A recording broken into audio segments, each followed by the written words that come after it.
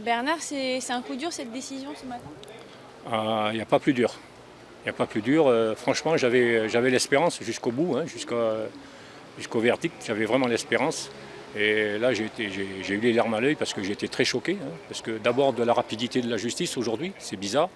Il y a eu des affaires similaires ou peut-être un peu moins graves ou plus graves qui ont été beaucoup plus lentes. On voit très bien que M. Poutet, il gêne beaucoup sur la commune. Il gêne beaucoup de monde. Il gêne même sur le territoire. Je ne vais pas avoir peur des mots aujourd'hui. Il gêne beaucoup. Il est très populaire, ce Papara. Très, très, très populaire. De plus en plus. Et là, ça gêne certaines en haut lieu, certaines personnes en haut lieu. Voilà. Donc pour vous, ce qui a été fait, c'était normal alors? Normal dans quel sens? Les subventions accordées à l'association Yaouré de Papara? Bon, les subventions, oui, elles ont été votées à l'unanimité, ça a été normal parce que c'était pour la jeunesse, c'était pour le IVA, c'était bon. Moi, je ne trouve pas choquant qu'il y ait eu 4 millions de votés, qu'on ait voté pour le bien-être de la population dans le IVA. Ça c'est pas choquant. Ce qui est choquant, c'est quand on utilise, bien entendu, les biens publics, ça je le conçois. Il ne faut pas être non plus, je conçois. Mais il faut savoir comment on les utilise et par qui on les utilise. Voilà. Aujourd'hui, comment ça va se passer concrètement à Papara à partir de ce matin? Et bien là, à partir d'aujourd'hui, donc, on va attendre maintenant la notification de Monsieur le Haut-Commissaire, hein, qui va notifier à M. Boutaïtaï qu'il est inéligible, donc plus maire pendant 2 ans. Hein, il ne pourra plus se présenter pendant 2 ans, parce que là, c'est à effet immédiat. Hein.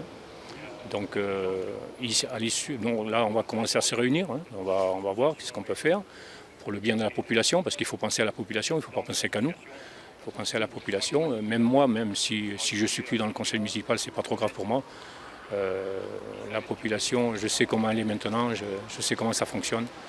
Et je les remercie beaucoup d'ailleurs à tous ces gens qui soutiennent le maire. Je les remercie. Comment va s'organiser la mairie? Alors là, la mairie maintenant va s'organiser dès qu'il y aura eu donc notification, hein, comme je disais tout à l'heure. Il va y avoir donc un conseil municipal et il va y avoir un vote des gens qui se présentent en tant que maire. Alors là, tout à l'heure, vous disiez qu'il faut faire attention à l'utilisation de l'argent public. Et pourtant, cet argent public a été utilisé dans des fins complètement personnelles, puisqu'ils ont organisé un voyage aux États-Unis. C'est vrai, ça a été utilisé mal à propos, je dirais.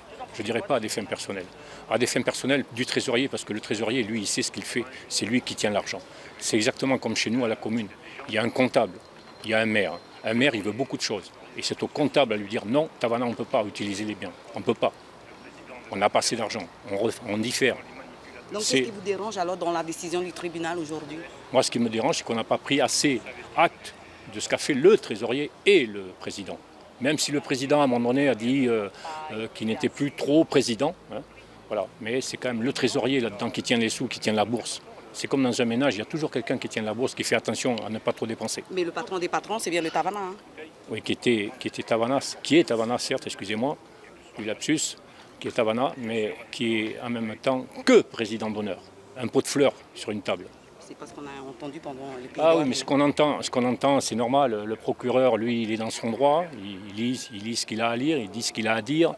Il est dans son droit le plus parfait. Hein. J'en tiens pas à rigueur au procureur, il fait son travail. Mais on ne s'est pas assez penché sur le trésorier, qui est un bandit. Pour moi, c'est un bandit. Ah non, c'est un bandit. C'est un élu, mais c'est un bandit. Voilà.